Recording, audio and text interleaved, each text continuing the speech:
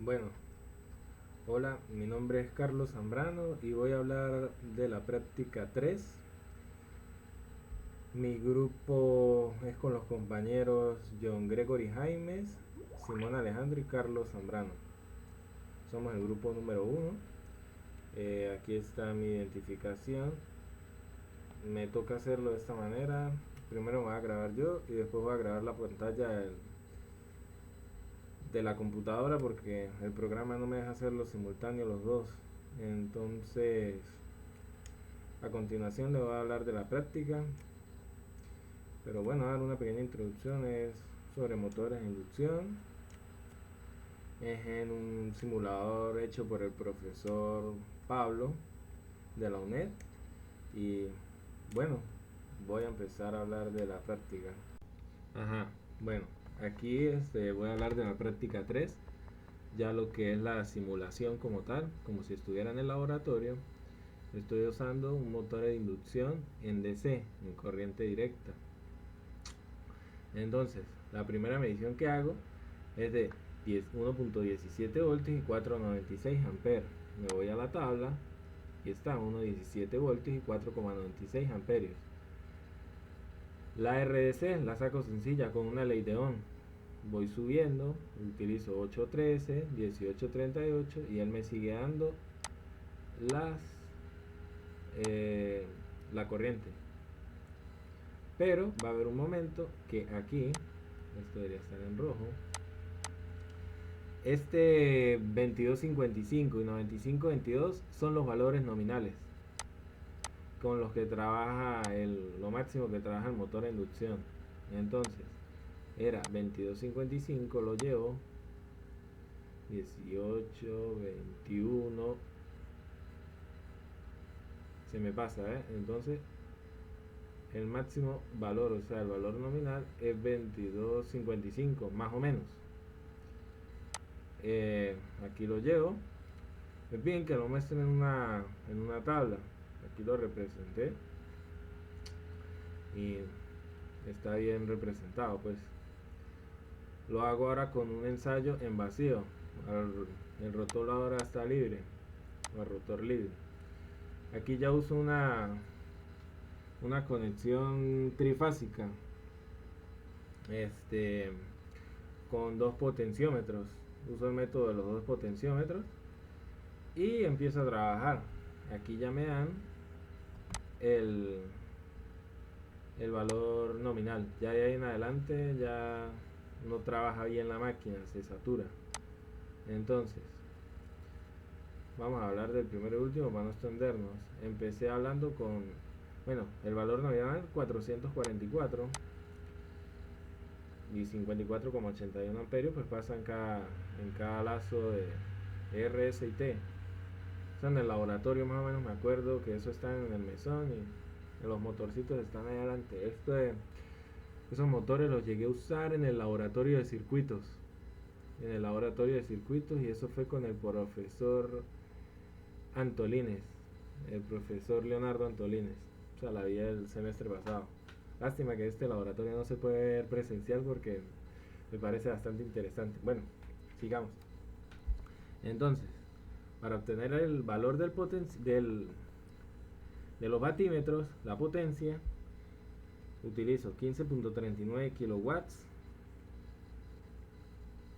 menos 8.39 kilowatts. Eso me da 7K. Aquí está. Y las revoluciones, 1797 revoluciones por minuto da vueltas el rotor. Vamos a sacar el de 150,04, lo bajo.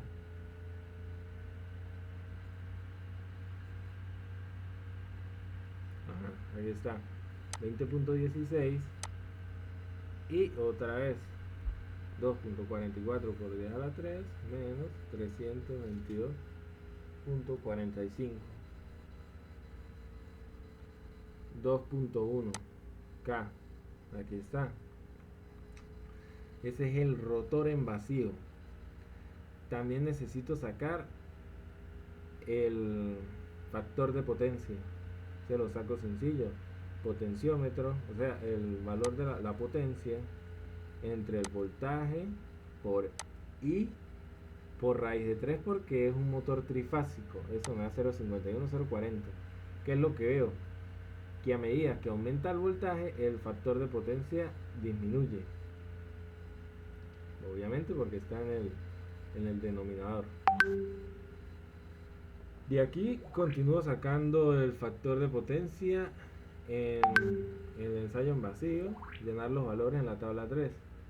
Aquí utilizo los valores nominales más que todo. Bueno, esta es la misma tabla del 2. Está aquí graficada y me dice que obtenga el rozamiento, pero aquí lo saco con la fórmula que viene siendo el 1.470, que aquí tengo y se lo represento, que es la pérdida mecánica.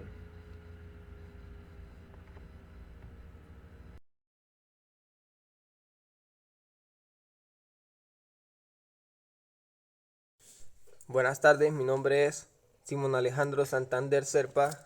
Voy a continuar con la práctica 3 de ensayos de motores de inducción, en este caso a partir de la tabla número 5, que corresponde al ensayo a rotor bloqueado o en cortocircuito.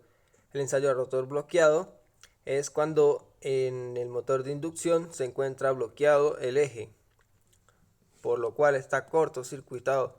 Aquí podemos ver que tomamos las mediciones a través del simulador. Se nota que cada vez que aumentamos la corriente, a su vez va aumentando el voltaje. Aquí podemos observar que este ensayo no presenta velocidad, por lo que su eje está bloqueado. Calculamos la potencia a través del método de la suma de los dos batímetros. Luego pasamos a calcular el factor de potencia.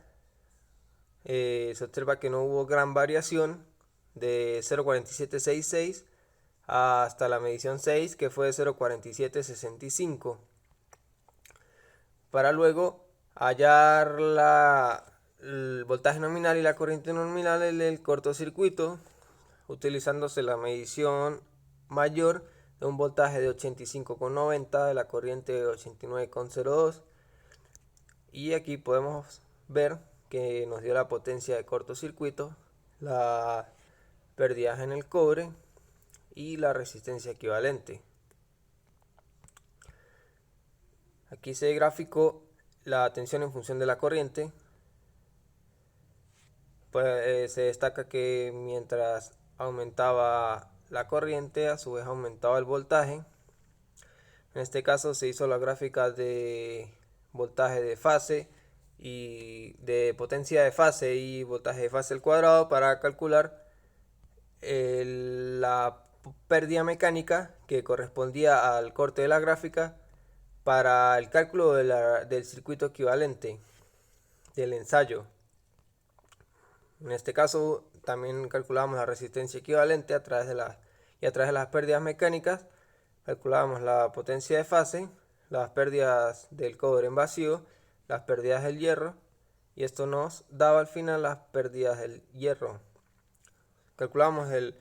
Se calculó el factor de potencia en vacío, el factor de potencia en vacío, el ángulo en vacío y las resistencias del circuito equivalente, quedando así el circuito equivalente.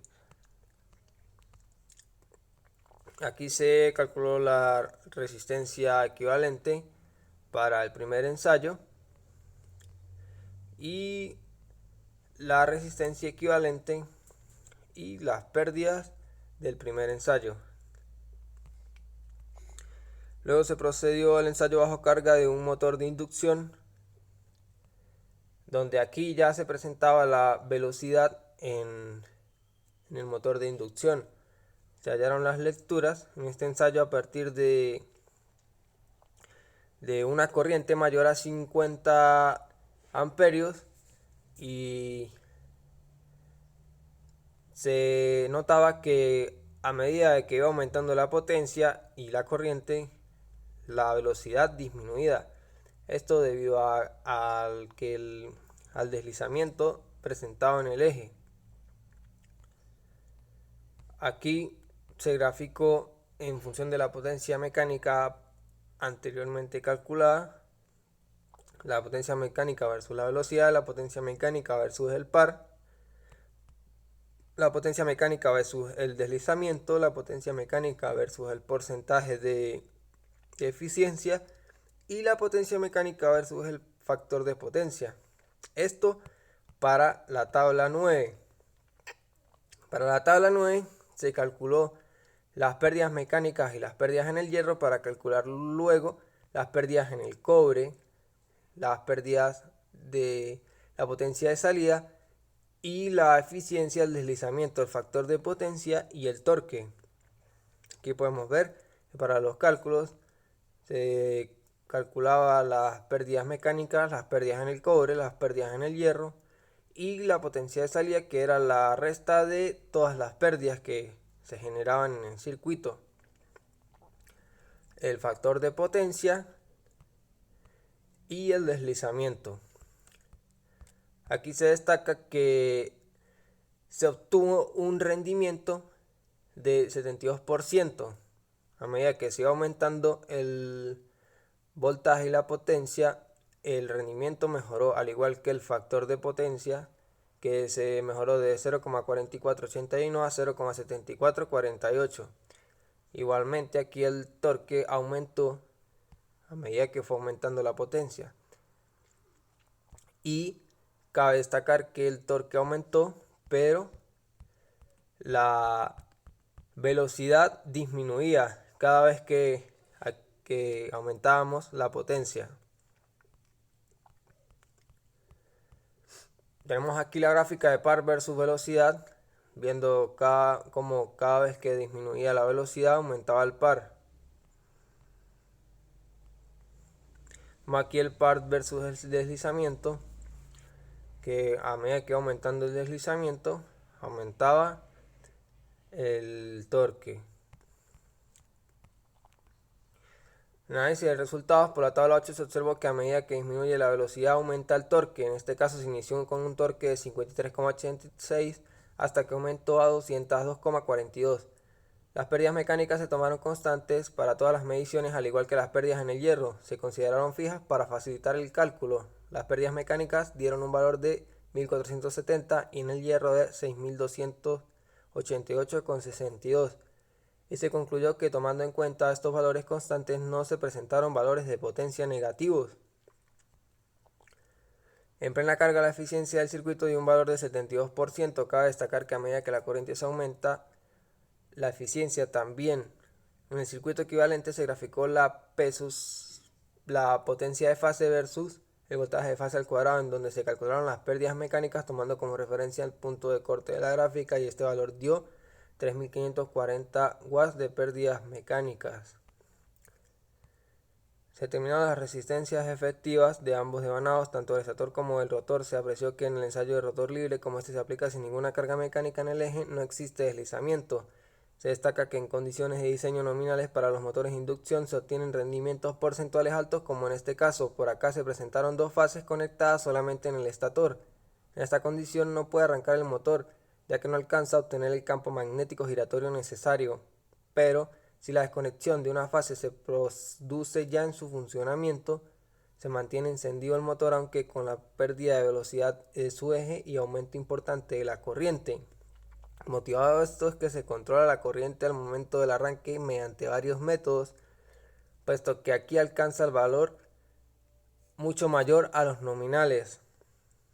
Esto es cuando se hace el ensayo de carga. Se ejecutó el ensayo a rotor bloqueado, en donde se calcularon pérdidas en el cobre, tanto para el estator como para el rotor. Se comprobó que a mayor potencia útil obtenida es posible reducir las pérdidas y el factor de potencia se acerca más a la unidad, como nos dio en la tabla 9, que se mejoró el factor de potencia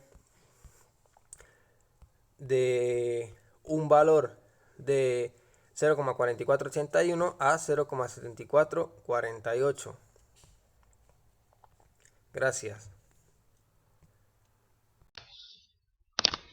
Hola, mi nombre es John Jaimes y voy a continuar con la explicación de la práctica número 4, que habla sobre motores de inducción. Lo primero que hacemos en esta práctica es un arranque a tensión reducida usando resistencias en serie a los devanados del extractor. ¿Qué hicimos en este apartado? Lo que hicimos fue variar la resistencia para observar qué pasaba con la corriente de arranque, corriente de estabilización y con la velocidad de giro del rotor. Lo hicimos en el apartado de arranque de R en serie en el extractor. Observamos arranque con R en serie en el extractor. Lo que hacíamos era aquí variar la resistencia para observar qué pasaba o qué valores nos daban en el simulador. Observamos que a medida que aumentamos la resistencia, la corriente de arranque va disminuyendo y la corriente de estabilización también va disminuyendo. Pero observamos que la velocidad del rotor es constante. En el segundo apartado nos pide arranque a tensión reducida mediante el autotransformador. ¿Qué hicimos en este apartado? En este apartado fuimos a arranque a tensión reducida y lo que hicimos fue variar el voltaje entre un 80 y 100% de su valor nominal, entre 380 voltios y 440 voltios, y observar qué sucedía con la corriente de arranque, corriente de estabilización y con la velocidad del rotor. Observamos que a medida que disminuíamos el voltaje, disminuíamos también la corriente de arranque y la corriente de estabilización.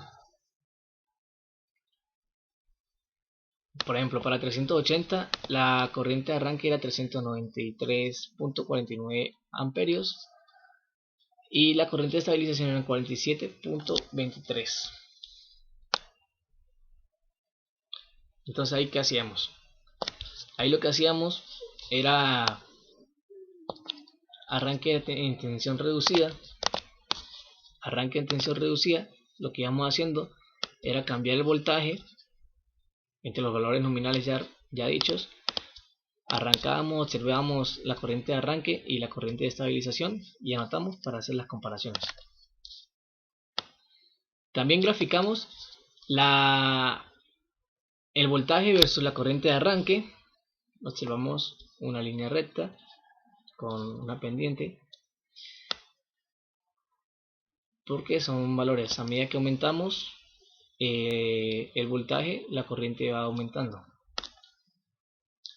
Y el voltaje versus corriente de estabilización nos pasa igual, pero con valores no tan distintos a comparación del anterior. También hicimos una gráfica de voltaje versus velocidad de giro del rotor. ¿Qué observamos en esta? Que con un voltaje desde 380 hasta 400 tuvimos una velocidad de giro del rotor de 1798 revoluciones por minuto, pero a partir de los 410 hasta los 440 aumentó una revolución por minuto. Al observar las diferentes gráficas obtenidas podemos observar que al utilizar los valores nominales con un rango de 380 a 440 voltios no observamos gran diferencia entre la velocidad de giro del rotor, pues al no forzarlo y trabajarlo con menos del voltaje ideal, el motor opera con aproximadamente una velocidad constante ideal. Por otra parte, al comparar los valores de corriente de arranque con la corriente de estabilización observamos gran diferencia de magnitud entre ellos, y a medida que disminuimos el voltaje nos damos cuenta que la corriente de estabilización se mantiene casi constante y la corriente de arranque disminuye bastante a medida que bajamos el voltaje. Llegamos al apartado 3 de la práctica, donde tenemos un arranque en estrella y en triángulo, donde en el programa nos vamos al arranque en delta con el mismo voltaje nominal y en el arranque estrella, y anotamos lo que sucedió. Nos dimos cuenta que con el mismo voltaje nominal, con 200 en estrellas necesitábamos una corriente de 263.09 amperios para que el motor funcionara y una corriente de estabilización de 33.61, y obtuvimos una revolución de 1781 revoluciones por minuto. También observamos que en triángulo se necesita una corriente de arranque mucho mayor a comparación de estrella, donde en el siguiente apartado vamos a explicar por qué sucede esto. Se aprecian los distintos tipos de conexiones entre triángulo y estrella, y si queremos tener corrientes de arranque y corrientes de estabilización menores, es ideal conectar nuestro motor a un circuito en estrella, ya que al conectarlo en triángulo la corriente de arranque y de estabilización son mucho mayores que las obtenidas en la conexión estrella, considerando que para ambos casos utilizamos el mismo voltaje de 254 voltios. Por otra parte, la conexión de triángulo también obtenemos mayor velocidad de giro del rotor. Entonces, nos hacen la siguiente pregunta. Dice que calcule el factor por el cual se reduce la corriente de arranque en estrella en comparación del arranque en triángulo. Investigando un poco nos dimos cuenta que si conectamos en triángulo la intensidad de la línea es raíz de 3 mayor, mientras que en estrella son iguales. Resulta que el mismo motor arrancado en estrella consume una intensidad de raíz de 3 por raíz de 3 igual a 3 veces menor que conectado en triángulo. Al multiplicar la corriente en estrella por 3 nos da como resultado la corriente en triángulo. Es por ello que la mayoría de las veces los motores de inducción son arrancados con corriente en estrella, ya que esta actúa a una corriente de arranque 3 veces menor que la corriente de arranque en el triángulo, y al estabilizarse se pasan las corrientes de triángulo. Cabe destacar que la corriente en estrella hace que el motor trabaje con un número de revoluciones por minuto menor a comparación de la conexión en estrella. Entonces acá obtenemos el factor real de la experiencia. El factor real nos dice que la corriente de arranque en triángulo entre la corriente de arranque en estrella nos va a dar el factor 3, pero también pudimos comprobar que 3 veces la corriente de arranque en estrella va a ser igual a la corriente de arranque en triángulo.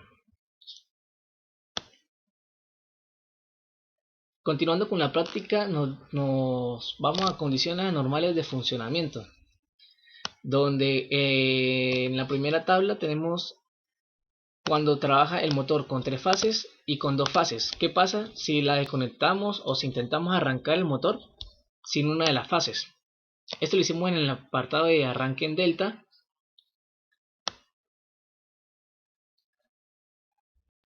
Y la desconexión de una fase, también en el arranque en delta. Entonces, ¿qué obtuvimos? Que con 3 fases la corriente era 94.93, pero al desconectarle una fase mientras estaba en funcionamiento, la corriente aumentó. ¿Y qué pasó con la velocidad del rotor? En su funcionamiento normal tenía una revolución de 1797 revoluciones por minuto, pero al desconectarle una fase, él va disminuyendo progresivamente, ya que trae una fuerza de inercia que la vamos a explicar más adelante. Entonces, reducción de la tensión de alimentación.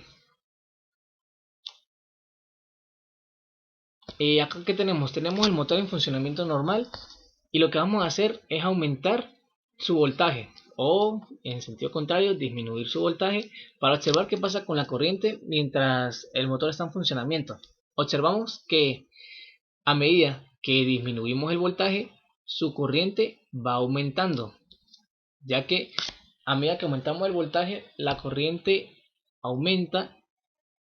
A medida que aumentamos el voltaje, la corriente disminuye, ya que él trata de mantener un equilibrio, y sabemos que el voltaje es directamente proporcional a la corriente por la ley de Ohm.